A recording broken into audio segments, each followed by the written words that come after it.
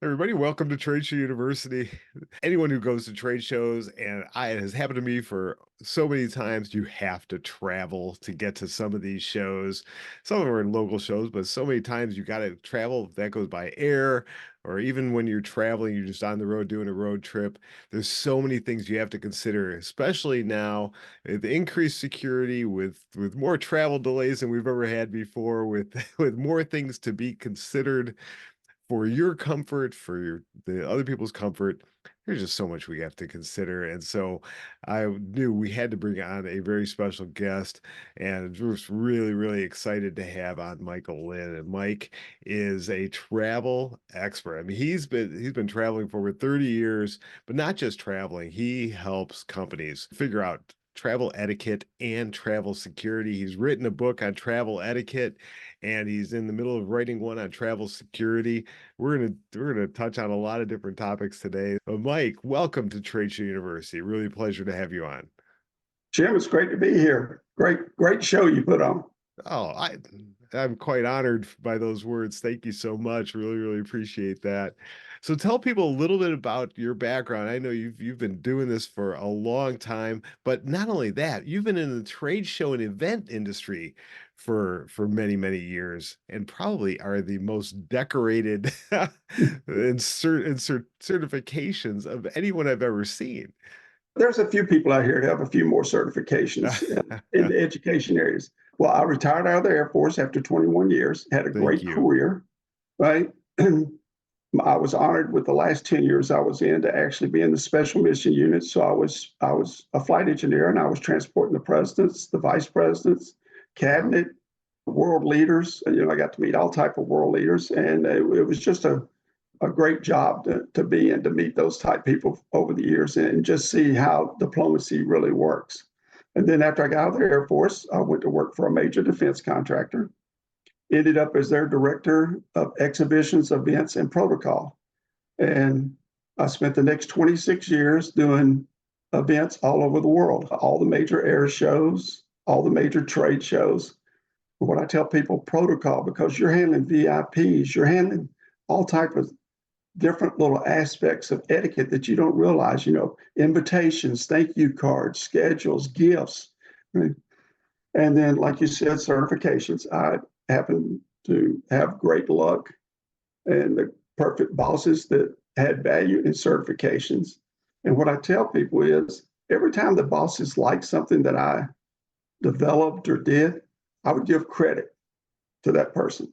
So if they came and said, "Oh, Mike, that's a great idea. Where'd you come up with that?" Well, last year when I was at a trade show, I met this great group of people, and they were all professionals, and we were sitting around talking about things, and we said, "Hey, we ought to try something like this." So then next year, when I asked for that budget to go to a conference or a show, they let you go get those type certifications, Ah, do this. And then there's cost involved. So, when we looked at that, we said, depending on type certification you're going for, on average, you're probably going to spend around $6,000 to $8,000 for the certification, not counting travel. mhm. So you've got to figure in. And we just did a survey and found out, we asked the people three questions. Would you do a certification if you could do it by online? And when we said online, so it's a canned program, but you also had follow up with Zoom meetings where you could come back and ask the instructors questions and do follow up and all. Or if you only wanted it in person or you didn't care, you go either way. 79% of all the people, companies, everybody said they loved online.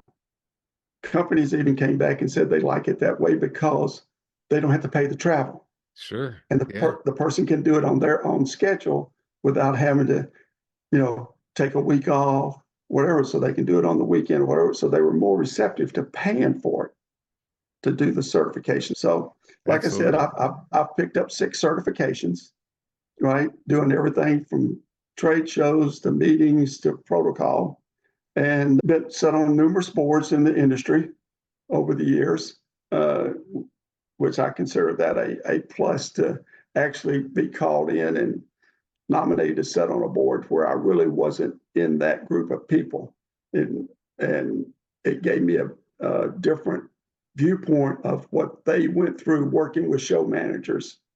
As so, get out there and get involved, start being on committees and teams. And I tell people, everybody's got a book in them, so start writing some outlines and topics now. So, Well, you're already getting a master class in business without we came here to talk about travel and you're hearing about how important it is to get certifications and how this is the new way to go more than going back to college to get another degree because it's so much more focused. And I agree with that. And anyone here who's listening who's from the events industry knows that there's so many different very, very valued certificate programs within the events industry that you should be going after. You should be going after if you want to make this industry your home, and it's so well worth it. And I like how you said everyone's got a book in them, and that's great advice. And hopefully you got some people's wheels spinning. And hey, what books in me? What do people want to read that I've got inside me? And that brings a nice segue to your book, Travel Etiquette, Airports, Airplanes, and About. So I read the book. It's jam packed with fantastic information about travel etiquette. So give people your definition of travel etiquette and tell them where this book came from. How did it come about? well, I've been thinking about a book for a long time, but if you'd seen my grades in high school for writing, you would have said, Michael never write a book, right? But in 2021, when we're all kind of locked down and stuff, watching Fox News a lot, they kept reporting about everything that was happening on airplanes, the incivility, the fighting, the rudeness, you know, uh, just well, at one point they said there was over 5,000 instances on airplanes where Wow. something had happened. Right? And I said, okay, I got to sit down and I flew as a crew member for 21 years. I flew in the corporate world for 26, and I've seen it and heard most of everything you go wrong. So I put out a lot of feelers to friends and all, talking about this.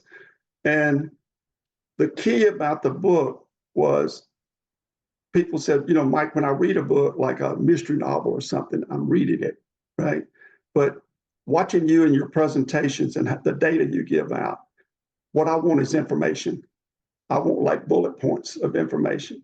So, I mean, there's a lot of paragraphs in there, but there's also a lot of bullet points of Hmm. things, from everything, from traveling with a pandemic or a disaster somewhere in the world, how to pack, like we talked about earlier, use of a wheelchair and how do you get one, uh, how to be polite on the plane, things to carry with you for use on the airplane. One of the biggest things I see nowadays that helps people when they're traveling, I always tell them the three things you never pass up is water, food, or a bathroom. So go to the bathroom before you get on the plane. Why do people get on the airplane and start going to the bathroom before we even take off? Okay, so let's just get that out of the way. Go to the bathroom. But there's just so many different things that people should be aware of. Now, for the parents, a few things to keep on the side, if they let them and need it, is a pack of chewing gum Mm. because kids' ears get blocked and they're not used to how to pop the ears. Right, So right. especially coming down. So say, hey, hand a pack of gum to the parents and say, hey, and they start chewing, it pops the ears. So it just helps. But any little things like that. Now, if you're traveling with a small kid, I said, carry a gift for the passengers around you that's going to be upset with the little kid. So, a nice candy bar, you know, some little thing you can pass out to them, but make a little card on there that you hand with the gift. Something like, hi, my name is Jim. This is my first time traveling. I'm only 3 months old, but I'm trying to get frequent flyer miles as soon as I can. So please don't be upset with my rudeness. And just things like that make people laugh and they're more common to it. The key is just be polite, clean up after yourself, right? Help others around you. Don't be rude. Okay. That just makes life easier. So true. So true. All of that. I love the tips about helping kids around you just by having some coloring book and some crayons or something like that, something small that you can hand over. Unfortunately, I'm saying unfortunately, but I whenever I see kids on planes, a lot of times their face is glued to a screen. You know, they have a tablet. And I would love to see parents not doing that for the entire 2 to 3 hours of the flight. But that's a whole nother topic for another day. But to have something, because sometimes the kids are just, they're bored, they're restless, they're confined to a seat for a couple hours, and that's hard for adults, let alone for Mm. a kid that's used to running around. So for you, if you're a parent out there and you're traveling with kids, make sure you've got plenty for them to do. And I love the idea, or love the tip for the chewing gum. Because I remember first time my son flew, and he was, I think, 17, and his ears were blocked for a couple days because of he was just not used to it. And I know I think you say this more in the book than anything else, is that make sure before you get on the plane, you go to the bathroom and you have your kids go to the bathroom. Yes. That's so key, because that could delay a flight. If some kid is, the plane's ready to taxi, and some kid's like, "I gotta go," and he gets out of his seat and starts running down the aisle towards the restroom, they're not going to take off.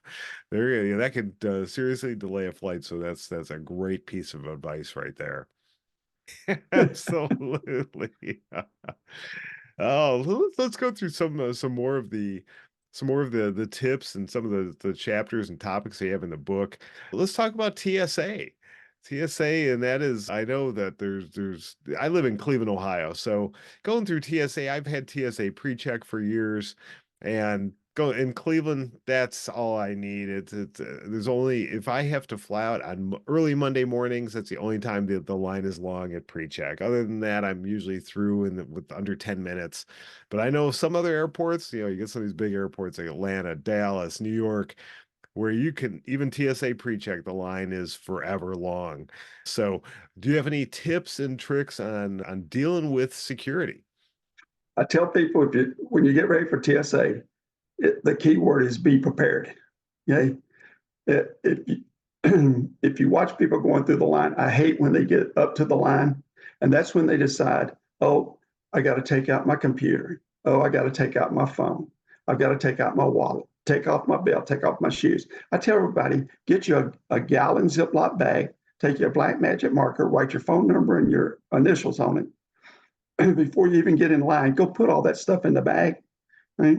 It makes it a lot easier because the computer and the phone can go on one tray because you can't have anything on top of a computer, right? And then the other one, instead of putting all that into a bin, it's in one bag. Just put it in there. When it goes through on the other side, you just pick up the computer, pick up your plastic bag, and walk away. Then you can put it all back in your bag later on. And if you noticed, it was just at one of the airports, the TSA agents were stealing things out of the tray. So if you've got it in a Ziploc bag, it's harder for them to sit there and open it up and take something out. So that's a good place to put the wallet, the phone, the watch, anything that's going to set off. But for the normal people going through, is I tell people as you're watching the line of TSA, don't get behind the family with all a bunch of kids and strollers, Yeah. right? You want to get behind the people that know how to go through very fast and get it done. But preparation is a key. Yeah, it's a great point. I love the idea of using the big Ziploc bag to hold all your stuff. Very, very simple. And I'm also a big proponent. I've told a lot of people, because I fly all the time, but you just learn tricks over time. And one of the things I say is, don't put your wallet and keys and everything in one of those little trays, because things can come missing. Or I hear every time I'm in an airport, I'll hear an announcement for someone who left their iPad at the Central Tap checkpoint. Please come back. People forget stuff all the time. They grab their, especially if they're running behind, they grab their backpack, they grab their suitcase, then they're on the go, and they forgot that they left their wallet and their cell phone in the little tray that's separate. But yeah, but if you want to do that, then have a bag that you could just grab that bag, and it'd be a little more memorable than taking all this stuff out and chucking it into one of those trays. And for a little bit of security, I tell people you need to put some type of identification on your computer. And actually, even like going to a company where you get your, engraving done and just have your name or phone number, something engraved on the back of your Hmm. computer. So if anybody ever picks it up or whatever, it's more easier for you to identify it because your information is on there. Now, a lot of Yeah, companies, they'll put a security sticker or security tag on there too. So sure. just think ahead of what helps you. And then also for the ladies, and I don't want to be harping on the ladies, but don't wear a lot of jewelry. Okay. It's just more stuff you got to take off, and it's going to set off the metal detector. And I tell people when they're going international, do not take any expensive jewelry. And no Mm. matter married or not married, wear a wedding ring when you're traveling international. Oh, It's just an added level of security. that's very interesting. Wow, I had not heard that one before. That's awesome. That's a great piece of advice. And I and you're so right about the jewelry and stuff because you got to take all that stuff off and you got to put it back on, and it's better to just pack it when you get to your destination. You can put all that stuff back, just put it all on. It'll be a little more comfortable for you while you're traveling anyway. That's outstanding. Let's talk about maybe you're at the gate and when we're boarding the plane. What tips do you have for that? I love. I've actually seen a couple of times when people get up there and they'll say we're ready to book or board group one. Okay. And then they'll say something else. Well, people will walk up there with like a three on their card or whatever and go, well, I'm supposed to be the third person, right? Right.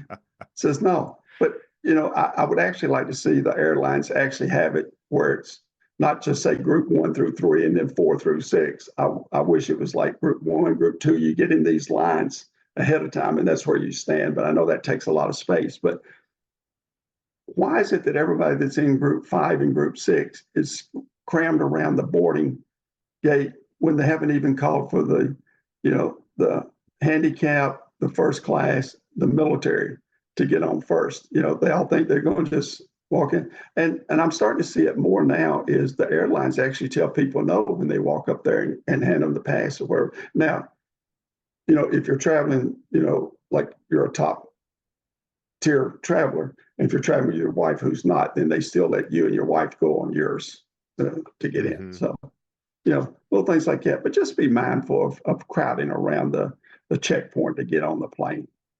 Yeah, and you hit a key point there is that if you are a seasoned traveler, you know this stuff. You know that they're going to, aside from the, group one, group two, group three, they're going to call up families that need it, with small children. They're going to call up, military veterans. They're going to call up, people that need extra time boarding. And they're not part of group one, group two, group three, or whatever group. They are their own separate thing. And a lot of the people that are the ones that are crowding around, they don't fly all that often. This might be their first flight. This might be the first flight in 10 years. They just don't fly all that often, so they don't understand. And so, yeah, cutting them a little slack is always helpful. But for those of you who don't travel or haven't traveled in a while and you've got a trip coming up, do your research. I'm sure there's YouTube videos out there. Get Michael's book. How about that? Get Michael's book, and we'll put a link to that in the description here. But watch videos, do some research. What should I expect when I'm at the airport?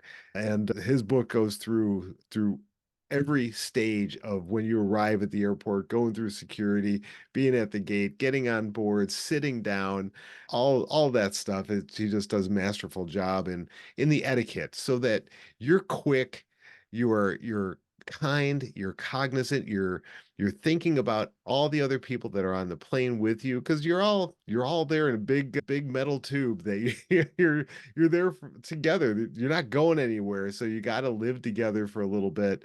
And one thing that, and I think you pointed this out a little bit earlier, when we went through COVID, everyone was on edge, just about everything.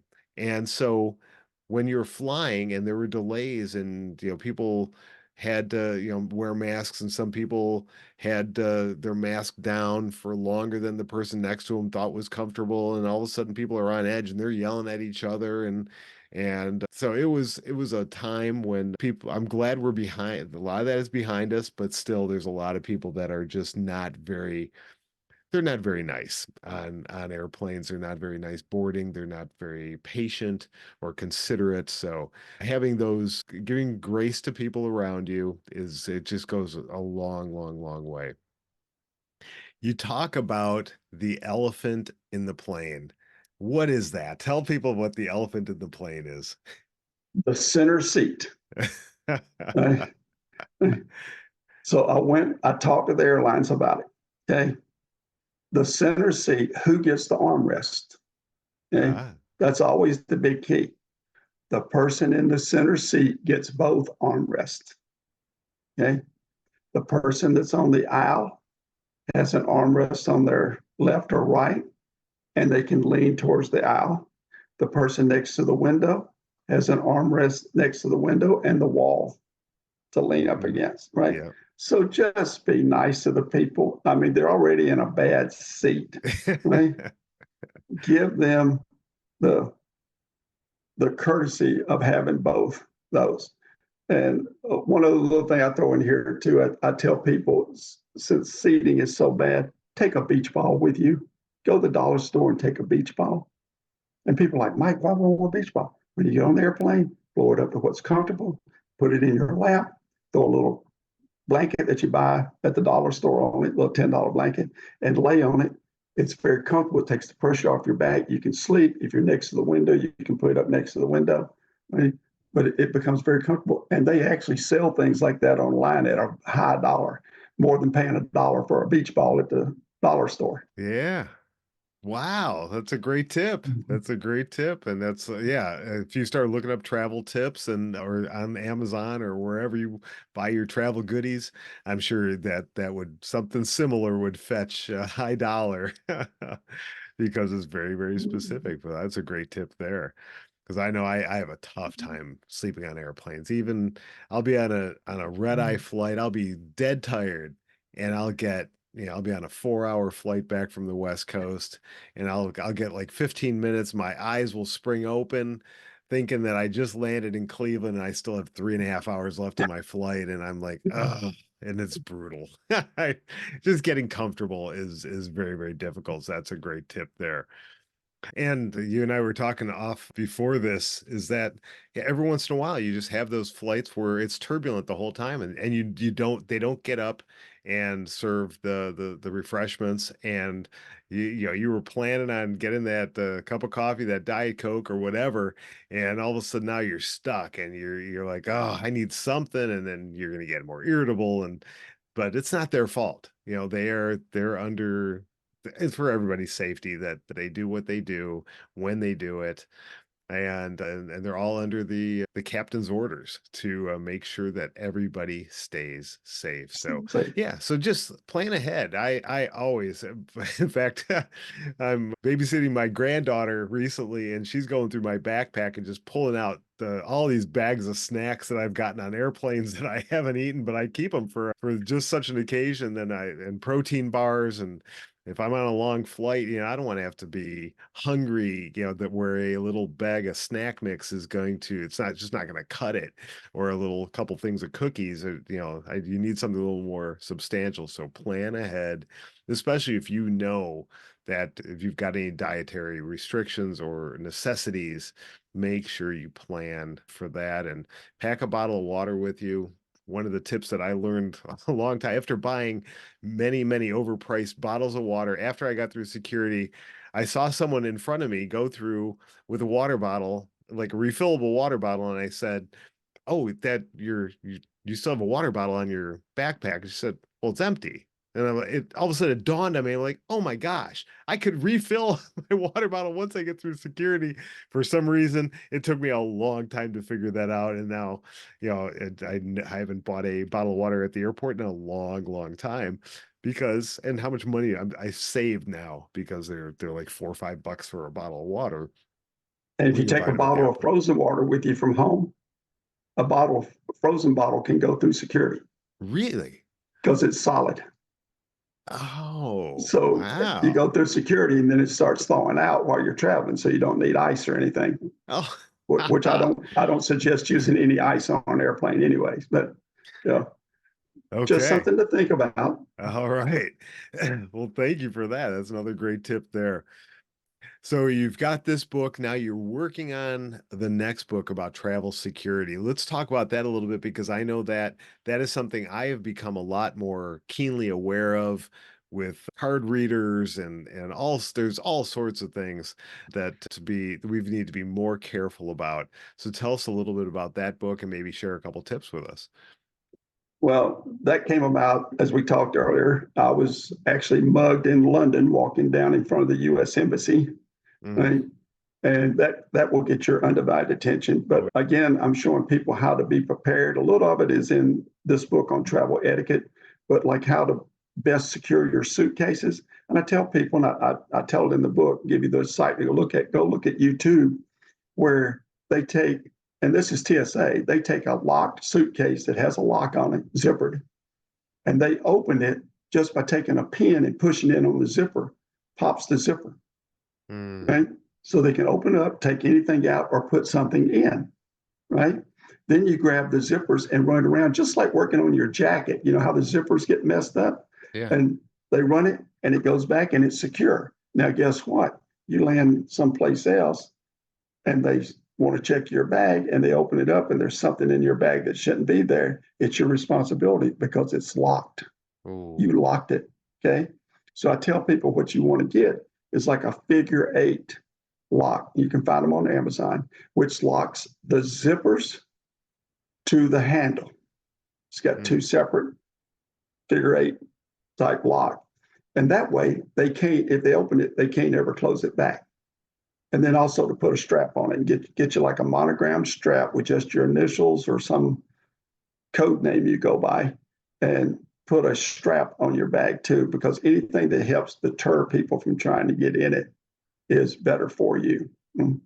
But we also talk about how to secure a hotel room, uh, how to secure your reservations, your computer, how that's working nowadays, and how you should take a clean computer with you when you travel. And everything else should be on a thumb drive, a secure thumb drive, like a hard disk drive, that if somebody tries to access it after 10 times, it destroys the thumb drive, or a thumb drive that you have to, it's actually got the key buttons on it mm. where you have to key it so it would unlock. But that's where you keep all your information, because it is amazing how many business centers I've gone into over the years and sat down to use a computer and found another company's proposal on there, or a business plan, travel documents, all this. So they're not being secure. And I tell people, don't do it. Don't use business centers. Don't do this. Don't ever put anything in the hotel safe in your room unless you're in the room. Everything else should be in the safe at the desk where it's really secure. Don't Oh. use that one in the room. And if you ever go to your room and the safe is locked when you check in, immediately call for security, because you don't know who left something in that room that may be trying to set you up to say you stole it or whatever. So you get security up there very quickly to open that safe and find out what's in it. Wow. Wow. Yeah, see, here's my mind is now going in a bunch of different directions that I don't think of this stuff normally. I'm such a trusting soul, but that's really, really powerful stuff. A lot of things to consider, a lot of things that we might take for granted, but in practice, we need to think about it. We need to, it's more of a, "Oh, I should have thought of that. I should have known that, but I didn't know that." So that's great. And so if people want to stay in touch and find out about how to learn about when your next book is going to be coming out, what is the best way for them to get a hold of you? They can send me an email Okay. anytime they want to know anything, and let me make sure I get everything here. Outstanding. I'll make sure to drop the links right into the show notes or the description. So check those out. Connect with Mike. He is an amazing resource in the area of travel and so much more. Mike, thanks so much for coming on. Thanks for sharing some great tips for all those travelers out there. That I learned a lot just in this discussion. I read the book, so I learned even more today. This is just fantastic stuff. So thank you so much for joining me today. Well, it's been great. Grab yourself a copy. It's a good read. It's an easy read. And again, thanks for sharing and thanks for all the good work you do and thanks for your service to our country. Really, really appreciate Thank you. all It's of been a that. pleasure. All right. And everyone keep coming back here on campus to Trade Show U. Keep learning how to get better for your shows and for your personal travel and safety as well. So we'll see you next time here on the campus at Trade Show U.